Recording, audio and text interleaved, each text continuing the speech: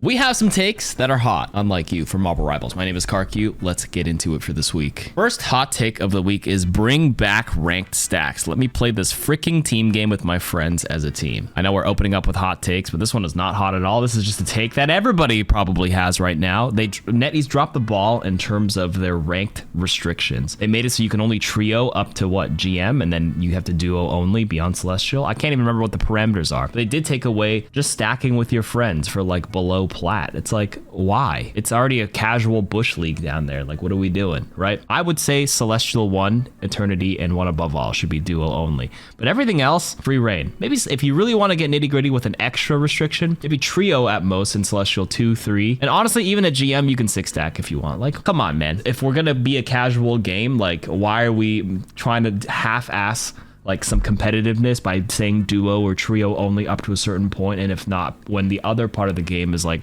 not very competitive at all? It's like half-baked in both ways. Like, just commit to one or the other. If you're gonna be completely casual, then keep it casual. You can't do it both ways. That's the problem that Overwatch did, and which is why they fell into a trap for a while, and they're getting out of it right now by really dialing in on what they want as an identity of a game. All right, hot take: Vanguard is the hardest class to play because of how Duelists and Strategists are designed to play. I mean, this is already a no-brainer. I think Vanguard is the hardest class to play already. Not a hot take, but let me see what you have to say here. Tank is a thankless job, yes, but how often are DPS thanked for anything? How often are healers actually thanked? Well, it's not about being thanked. It's about how useless someone seems to be or how useless you feel tanking. Man, if only I was a DPS and I could squish their enemy healers, is something I think about a lot when playing tank. It's just DPS hitting the tanks and by extension feeding support ults. The fact that so many healers and DPS ults keep being played is a huge issue as a tank. I've Agamotto? Nope. Luna decided it was time to put on a show for that game, and then there's our 7th Squirrel Stampede. It's just annoying when that happens, when we try to protect our healers who wish to frontline, and DPS is somewhere arguing on Reddit about their skill level. We want to tank, we just don't want to feel like the only ones doing something. And this is the part where I once again ask Marvel Rivals to let neutral kits shine more by lowering ultimate charge. The healing is so absurd in this game that the Luna can lap you in terms of tank ultimates. When I actually do, as a support player, I do think tank ultimates should be very impactful and should not be lapped in terms of like average build rate when compared to other heroes like Luna or support ultimates every time. Like, obviously if a Luna holds their ultimate for you, like, you can't Agamotto them every time is strange. But like the fact that she can lap you every single time because of the healing output is just a little too strange. A little too absurd. So I was going to say lower the ult charge across the board and maybe a little bit more for the supports. Let the neutral kits shine more so you're not always just dancing around as Luna, putting on a show and all that kind of stuff. Anyways, back to the take here. Vanguard is the hardest class to play. I mean, there's not much to it. Okay, here we go. Hot take: we don't need role lock or role Q. We need character lock, so locking in your character. Role Q just ensures duelist mains, not all of them, never play anything else and expect to be carried. Character lock, however, will make everybody carefully consider what they both ban and choose for the match. Commit to one single character in a hero shooter. You know, I would usually just laugh at this idea, but like, I'm at the point where like, I think they should try like a LTM or limited time mode, excuse me, for those who don't know the acronym, where we do lock it in and see what that's like for the whole game. I have tried some versions of this in Overwatch in a custom game where like you pick a hero and like, soft rule in my custom game is like nobody swap. It just feels bad because of the archetypes in a hero shooter. This is not League of Legends where you lock in your character. This is a hero shooter where there's very distinct strengths and weaknesses. And if you're locked into a character and you can't adapt to the flow of the game, it feels kind of bad. And I feel like that takes away a lot of the fun in the game, believe it or not.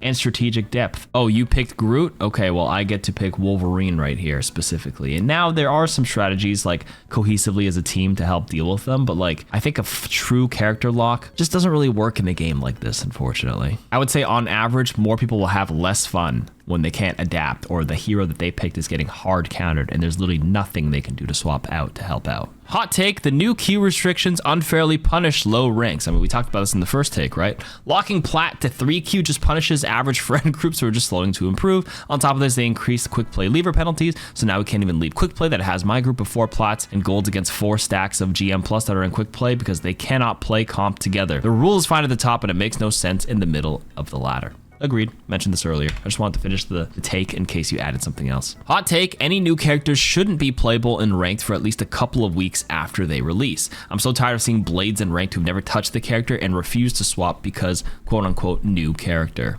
Yeah, this was a topic in Overwatch for a while too. They actually used to restrict new heroes from comp for like the first week, and now they stopped that and they would just let you play it right off the rip. I get it from a team player perspective, just like seeing one on your team who has never played the hero before and they refuse to switch is more of a player issue, not so much like them releasing a hero. The fun of a new season is to see a new hero being introduced to the game, and then it feels kind of strange to not be able to see them in competitive at all, and you can only play them in quick play. But I actually would argue that more people in Marvel Rivals play ranked than quick play, because ranked is a bit of a casual mode anyways. They call it the Mickey Mouse mode. So unlike Overwatch, where quick play is like the majority of players, I believe they've said that outright. Anecdotally, can't prove this, but I do feel everybody here who plays Marvel Rivals plays ranked, which means you're going to get the occasional blade player trying them out. I feel like we could address the root problem, which is making ranked more serious, and then therefore people take their rank more serious, and they wouldn't play blade for the first time in it because they actually care about their rank. But because you can climb by just casually playing, like, they don't care, so they're gonna lock in ranked, lock in blade. Address the root of the problem, not a symptom of the problem. Know what I mean? Hot take, almost every team up in this game is made quote unquote incorrectly. It's not really a team up if player B presses a button that gives player B buffs, while player A doesn't even need to be alive. More team ups need to be introduced where player A presses a button and that gives player B something special. For example, Strange should decide when Scarlet gets her buff. Thor should give Cap his electricity back. Manta should imbue one of Groot's walls with additional healing powers. For a mechanic called team ups, there's almost zero teamwork involved apart from a few exceptions like Cap, Bucky, and Groot Rocket. I was gonna say, I immediately thought of Cap Bucky right away because both of them have to engage in it. I actually hate the idea of anchor, team anchors, and I think we mentioned this before, but if you guys agree with me, I think we should totally scrap anchor buffs for the season and just raw buff them for this. Like, it just adds a convoluted step that is just unnecessary. Oh, they get 5%, 15% boosted stats for the season because they're the anchor. Like, bro, just like buff the hero instead of like looking on the website and seeing a number and then having to do extra math to see what their true damage is, or going on the wiki and seeing their HP is 600, but when you go in the game they're actually 700 because they got 100 HP from the anchor being an anchor bonus. So scrap anchor and give the anchor or the person who's doing it an actual ability. Now, if there's a 3 or 4-way team up, they can all have abilities. You just have to tweak them so they're not crazily overpowered or whatever. But I 100% agree. Both of you people should be able to engage with it, and that's what makes them fun. I think the only other one is like maybe, what was it? The one where like Thing and Groot could throw Wolverine. That one's pretty cool too. But it's crazy how the strongest team ups are the ones that are not the 2-way engagement, like Groot Rocket or Cap Bucky, or like Groot Rocket Jeff or whatever, riding on the shoulder. The strongest ones are the ones not doing that, and are the ones that just give like raw power to the base, the anchor hero, and like a crazy single team up. Because if you do a team up with both having to engage, you'd have to nerf them because they're like 2 people adding to it, right? And that would actually probably make them feel more acceptable. So good take, not a hot take. Hot take, the Rocket alt change was a good change for him being stronger, but awful regarding uniqueness. There is no reason to give him extra shielding when the damage up amp it gave basically allowed him and the other healers to heal more. I feel like there was more ways to change this alt from here is the healing zone, don't die, like many other alts, to some other utility, to being something small like allies apply healing debuff or a dot, something to not make strategist only heal / shield. Okay, this seems like a shower thought because that grammar was a little wild to read there. I agree in terms of like him being strong, like the rocket alt giving the what's it called, the blue HP at the top, obviously in terms of like balance in the game makes it very incredibly good because there is damage amp on top of it, but it kind of like homogenized the alt, like you said, right? It feels too closely similar to all the other strategists where click alt and everybody just gets healed. That's why I enjoy Adam Warlock. That's why I enjoy Loki a lot. Those are my 2 favorite supports right now because they just do something a little bit different. I'm thinking something like that, yeah, where like a support doesn't necessarily just have to heal, but they have to add utility. So what if we had like a support ultimate where Rocket's ult is just a damage amp? Sure, we have another support ultimate that maybe just gives everybody in a nearby range the ability to apply a healing debuff temporarily or something like that to make things more interesting. But, you know, not a hot take as well. I agree.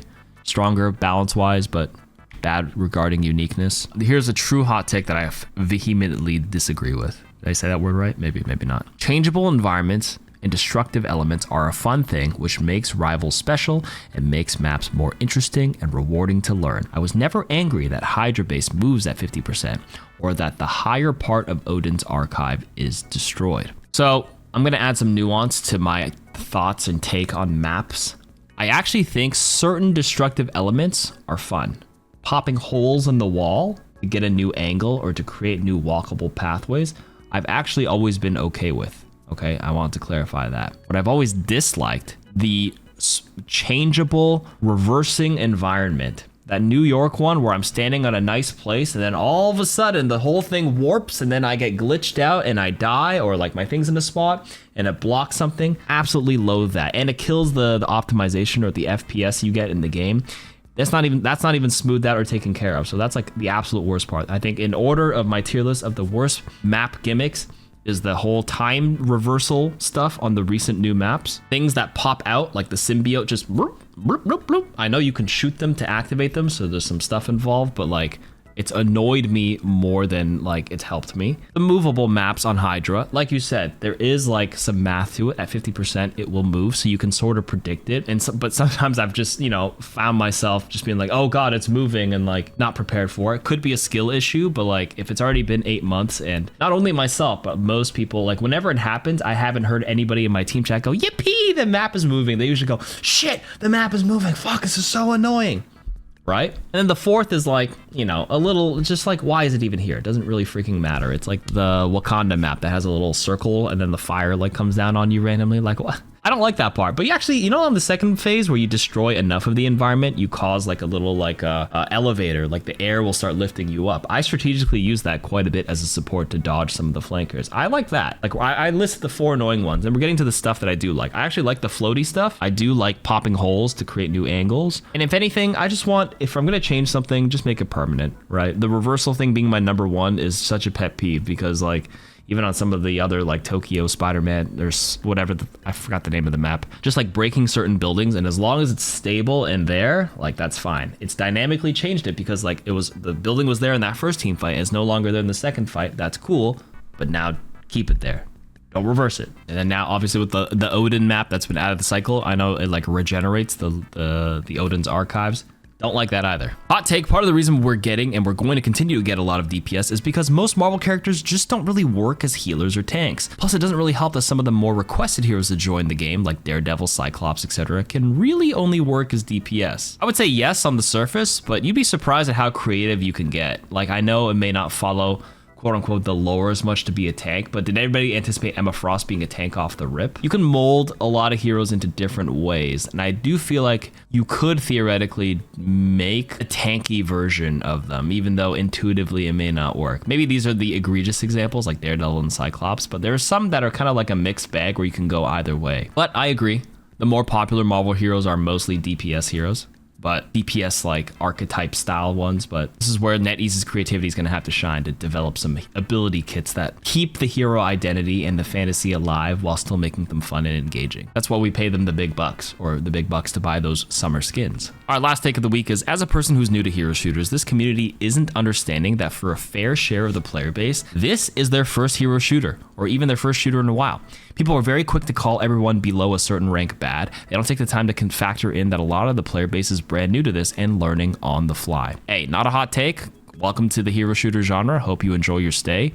Hopefully this is like the gateway, the entryway for you to try other hero shooters as well, if you enjoy the genre. But, agreed, this community does that. But I will also say, not that this is a good thing, but a lot of communities like to gatekeep their rank, and it's whatever. Anybody who has a very low self-esteem and is very insecure about their rank will call anybody below their rank bad. So you're gonna get like these GM players being like, diamond trash, but then you're gonna find like the diamond players, they're gonna be like, oh, you're platinum trash. It's always the one below them, or even maybe not so much in the metal ranks, but like, sometimes you'll even have plat players just flame them, be like, your silver players like, shut the fuck up, you're silver. And it's like, bro, you're plat, like relax. Okay. That's just like a people issue. That's a gamer issue that's kind of spread amongst many, many communities, and Rivals is unfortunately no exception. But I'm with you. I would like to say I have a pretty good head on my shoulders. I understand there's new players. I never flame anybody, actually. I'm not even faking it. Like, I can be here and pretend to be like this nice guy and try to like justify that I'm a nice guy, but like, I think the bigger thing that I realized is that I've been streaming for 10 years. I've streamed like thousands of hours. I don't think I've ever cracked. I've cracked one time, and Flats made it into a short because he's never heard me do it before. You can go find that one if you know what I'm talking about. Anyways, goodbye.